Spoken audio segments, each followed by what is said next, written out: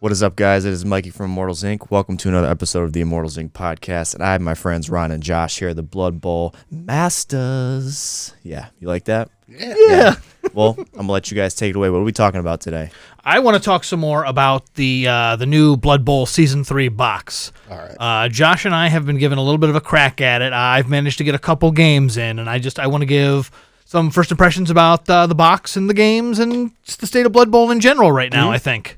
Immortals Inc. isn't just a great podcast with a couple of good-looking guys. It's an actual brick-and-mortar store. Immortals Inc. stocks all the latest RPG, miniature, and card games. Check out our selection of the latest releases, along with some of our most popular games and toys that you might have loved for years. We run events with different games being highlighted daily, along with special premium events. With 3 gaming areas, we have plenty of room for everyone.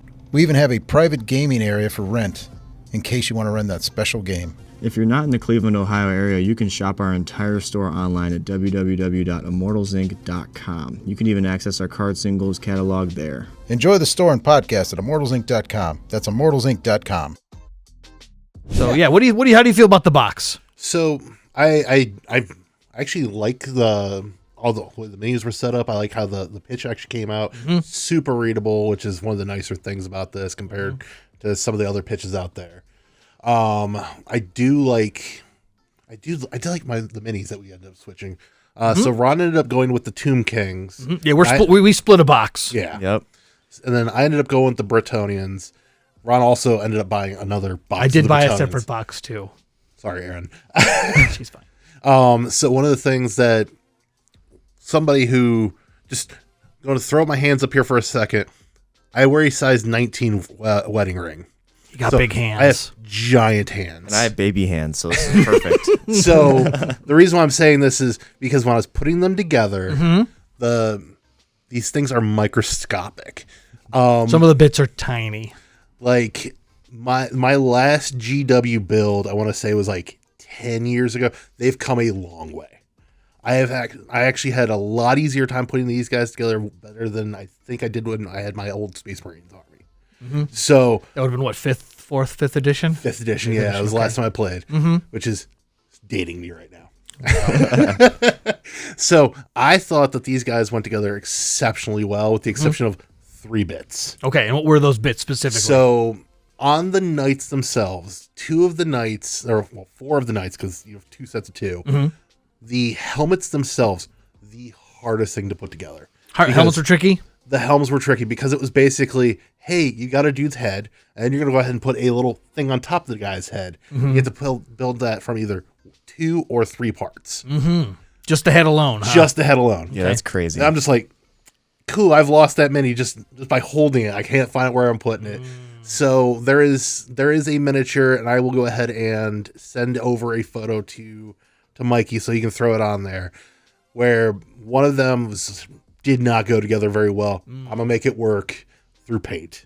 So it's going to be a little... Is there just like a big gap in there? A little bit of a gap in you there. can fix that. That's fixable. I've already started painting. There you go. That works too. I've already started painting. I'll make it work with paint. So I'll send over the one that just like could not go together right, and I would recommend not to use it, is the Pegasus helmet. Okay, that one's a little bit tricky. That's the one I would say to steer clear of. I like all the other helmets. So overall, would you rate the Bretonian like a beginner friendly, or would you say intermediate? I'd say kind of in the middling of that one. Between beginner and intermediate. Like Okay. all the linemen, squires, great, super easy, super friendly. It's just the helmets. Those are tricky. Those were tricky. Okay. So like you said, I took the Tomb King half.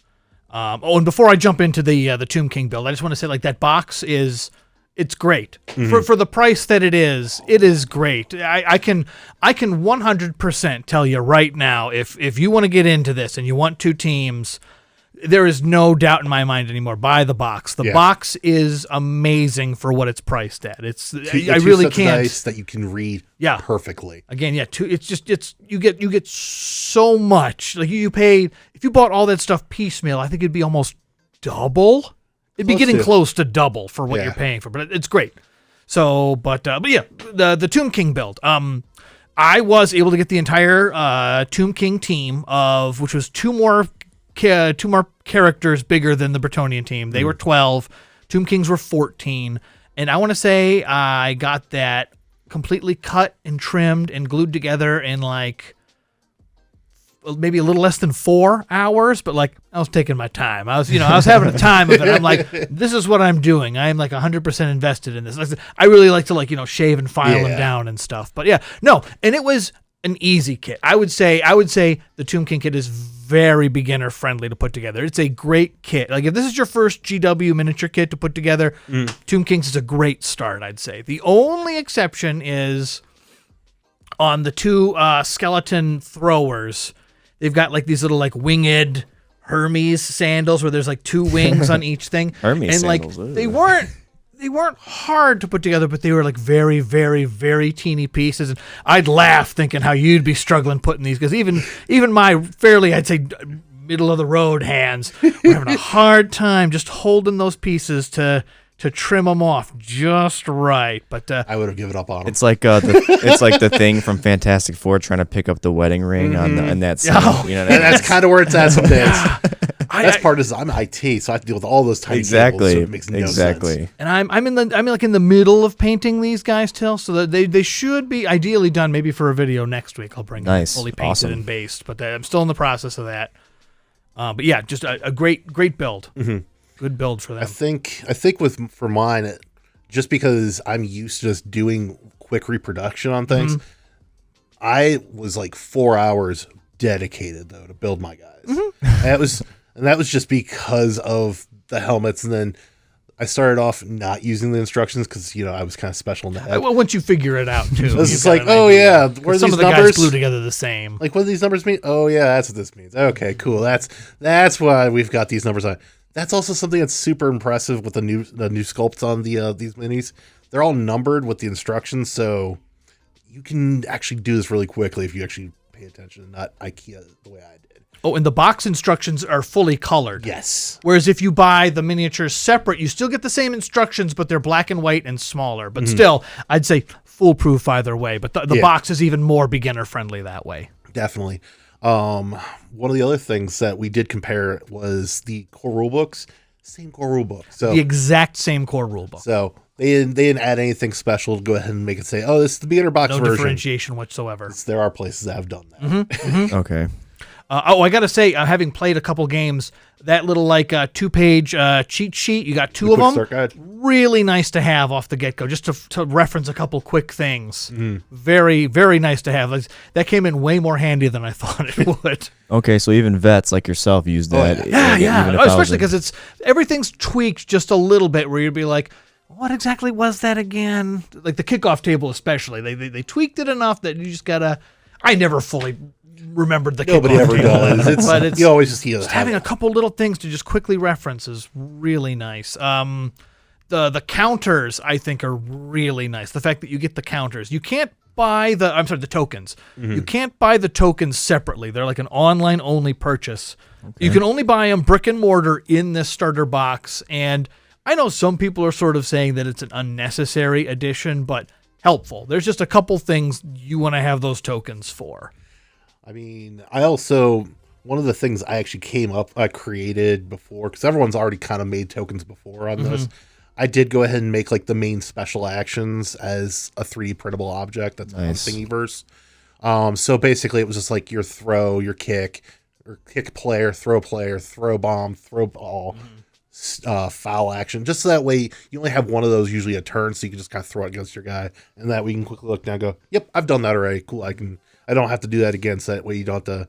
Takes off that mental load. If you don't have your own tokens, I highly recommend you get tokens. Yeah. They're a little more ubiquitous now. Like the token use comes up more. Like the dodgy snack rolled up on our kickoff table, so we needed to have a guy on each team designated for that. And like just some of the other ones are just useful to have. Oh yeah. So I think that's... I haven't gotten to play a game yet. I kind of was disposed over the weekend, so I didn't get to really play. I do know that I think it's already been announced on the Discord. So this Sunday, the 16th, we are going to be doing a Learn to Play from 9 to 5. Oh, yeah. 5 to 9, not 9 to 5. After 5 to 9? 5 to 9, apparently. It's just the same hours. I mean, it's yeah. I mean, you could probably get here at 4. Yeah. But Yeah. After your 9 to 5, come here. Hopefully you that don't makes work sense. on the weekend. Yeah. So it'll be this coming Sunday, this weekend Sunday, the Yes. 16th, November Yeah. 16th. You guys will which be is watching the this on day Thursday. after. I'm sorry, I didn't mean to interrupt you. No, you're good. No, I'm just It's talking. the day after the release. So the 15th is the official release, and then the 16th will be the learn to play here in the store. Perfect. And obviously, we meet here every week at that time anyway. That's Sunday, 4 to close. And if you ever want to come in and learn to play, we got your back. Yeah, I'm trying to go ahead and get my chiropractor to show up on this weekend because apparently GW is trying to compete against Flesh and Blood. So the Flesh and Blood Worlds is going on this weekend. That's a card game, right? It's a card game. Yeah, they come here every Monday for their armory Yeah, events. so he apparently he was in part of the Worlds group, so he's going there. Like, leave it to Max. He's a big 40K guy, right? Your He chiropractor, was, or yeah. just tabletop miniatures in general, you'd say. Tabletop general. Yeah, he was the one that pushed me into Trench Crusade, which we have not played a game yet, but sure as hell dropped the money for it. Way to go! Yeah. No, so I did get a couple games in, and I'm really liking the new rules so far. I think the stalling rule is going to need some clarification and some sort of an FAQ or an errata sheet, but I don't think it's like an unworkable rule as is. And if you find it that untenable, you can just say, before you start a game with your opponent, you say, hey, can we ignore the stalling rule? Or can we make sure we do the stalling rule this way? And House rules. I mean, always with house rules, but I don't know. I haven't seen it yet. that one so. just needs some. I don't want to get too deep into the weeds on it, but it needs a little clarification. Like We'll get deep into the weeds after a bit. Yeah, well, once we've got a couple more games under our sleeves. Go ahead and get a couple videos up on like how to play and things. Secure the Ball is great. I love Secure the Ball. That's the new addition. One of the new additions to the game is you can just have your team pick up the ball easier when it gets kicked to them, because there's some games you play where nobody can roll that 3 on the 6-sided die to just pick up the ball, and you'll roll one after one after one. That's not going to fix you with the Secure the no, Ball. that's true. If 'cause you're You need rolling two. ones. You need a 2 or better. So at that But point, still, it's a lot. It's better. it's extra +1. Right. One of the things I haven't gotten to play yet, but one of the things that I used to love, one of the things we did bring up during the actual like rumors and things we wanted to see change was the Prayers to Nuffle table change. Mm-hmm. And that is one of the things that I've been kind of looking at. I'm trying to figure out for our next season, which is probably going to start next year. Mm-hmm. So I just want to figure out how I can always try to get on that table, because that table's so cool now. It's cheap. It's a cheap inducement. It's 10. It's one of the cheapest inducements you can get. You can get a maximum of 3 as well. Mm-hmm. So one of the things that they kind of did not to get super into the weeds on it, but before it was like a roll off to see who gets what. Now it's whoever induced it is basically you get the good stuff, your opponent gets the bad stuff, straight up. Mm-hmm. Yeah, they And fixed it that way. I'm like, oh, this is gonna be so much more fun. I'm gonna make everyone's life a living hell. What a gall. Absolutely. That's always been my goal in every game I play. Nice. As far as the state of Blood Bowl 3, I had a couple points I wanted to bring up. I'm really liking where we are right now. Just you know, at the dawn of the release here, I'm feeling like it's like the local community and the sort of internet community in general is very positive on this. We're really interested in sinking our heads into how the puzzle of the game has changed. That's all very good. I hate to have to say this though, because it feels greedy, but like we've just got, we got the new edition, we got the new teams. But I gotta say, we just got 2 new teams. it's true. 2 new teams. They did promise us 2 teams a year so far. Well, we're gonna get those. That's I'm not worried about. What I find weird is we didn't get any new star players, like none. And whenever they do a new team, they'll typically do 2 to 3, sometimes even more star players immediately after it. But right now, we currently have no like Tomb King or Bretonnian star players yet. I mean, they have access to older guys, but just confusingly, like no new ones right now. And I don't know why that is exactly. Honestly, that fits perfectly with the Cleveland Browns scheme. It's like no stars, got some old guys, and No stars, no. Oh, hey, we've got punt now. So Oh, that's right. Yeah. we do have the ability to punt now. So we can truly live our Cleveland Brown life. So I wonder if we're going to get any kind of announcement post-release about that. I know they just did a big preview show where they just showed a bunch of stuff for other games, but literally 0 Blood Bowl content, which again, you feel greedy complaining about since we're just getting this new edition here, but it's weird that these star players have been omitted so far. Oh, and also there were previously 3 old star players missing, but they just recently put one of them back in. There was like a late addition to that separate PDF. Mm-hmm. Oh, okay. I'm sure. So there's another. So I love the rule book. It maddens me they didn't put all the star players in the rule book. It's a separate PDF. Just put them all in the goddamn book. It's 6 more fucking pages. You can fit 6 more pages in a 200-page book. That and the other thing that I do think that they're doing, which because Games Workshop loves to do like hot patches and hot fixes on all their things, especially in 40K. So what they're going to do now is they're going to have like maybe a quarterly or maybe a year, half year. They'll go ahead and do like hey, this is the new tier count. Because one of the things that they used to do is they had 3 different tiers. Some crazy tournaments used to go like 7 tiers. And it basically allows you to... I think the new book has 4. They don't really say it. They don't have anything. They say that the tiers exist, but they don't explain what teams are in what tier. Right. So yeah, I guess they're waiting to do that. They want to figure it out and kind of like figure it out based on win percentages and whatnot to make everything way more competitive. So, because that's actually the big issue with like 40K is everyone's like, oh, we've made it hyper competitive. So this team went ahead and got an extra couple win percentages.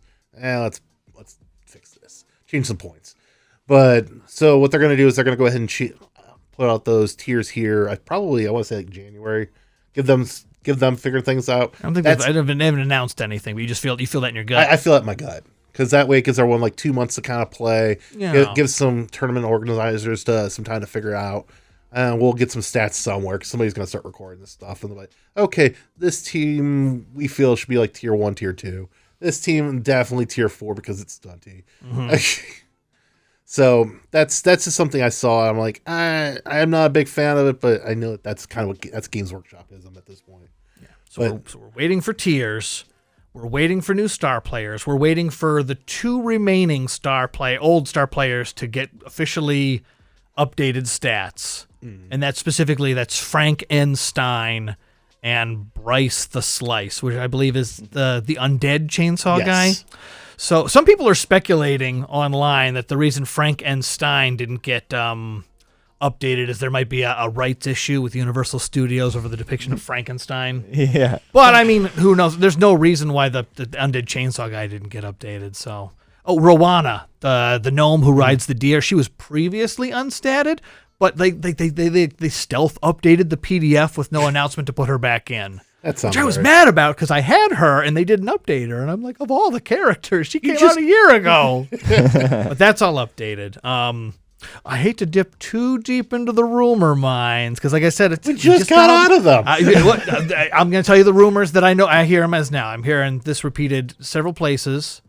Currently, the vanilla human and vanilla orc boxes are not available to be bought in brick and mortar stores. I mean, obviously, if they have like an old box lying around, you can get that. But so really, the only reliable way to get them in a store would be to buy the 2016 version of Blood Bowl. If there's a really dusty box on a store shelf somewhere, that's how you can get the. I can think of one place locally, possibly. We won't mention the deep dusty shelved competitors, but so the rumor right now is you can only get the orc and human team boxes online. It's an online Games Workshop exclusive, and I've heard that the reason for that is that they are going to update the sprues for those boxes and put out like a new box for both of those teams. I could see it. Mm-hmm. I mean, I could also see them doing that for a lot of the older 2016 ones anyway, because they need to keep that money churning. I mean, I'd love if they updated all the boxes, frankly, but I mean, like, you're not getting new gnomes. You just got those. It seems crazy. There's no human and orc box yet. Agreed. So that's what I'm hearing is that's going to get updated soon, and I'm still hearing rumors that the 2 new teams, the most recent teams, are possibly three teams for 2026.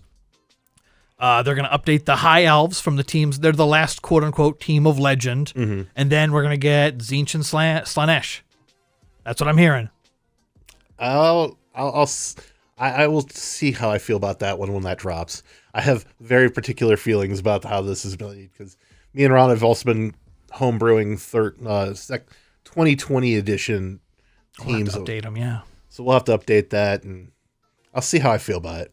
Because I have a very specific version in mind, and if they kind of go with how they've been doing all the other demon teams, I'm not going to be happy. It's very possible. We'll see. It's very lazy. That's still 26 we're talking about. But I think that pretty much sums up the state of Blood Bowl right now, where we currently are, and the possible near future. Is there anything else you wanted to? No, actually, the only thing I wanted to know, because we sent Mikey a bunch of photos. I mean, he did a great job last week. We weren't able to really make videos happen. It's scheduling. As adults, it's hard. So you saw all the photos of everything that's been dropped. What did you like so far as the complete outsider? I like the look of that. I think it was the pitch where it was like a blue cut down the middle. Yeah. It was like the Tomb really, King. Yeah, the Tomb King. I like that pitch a lot. It's a pitch, right? Yeah. Is that what it was? I like that a lot. That stood out to me.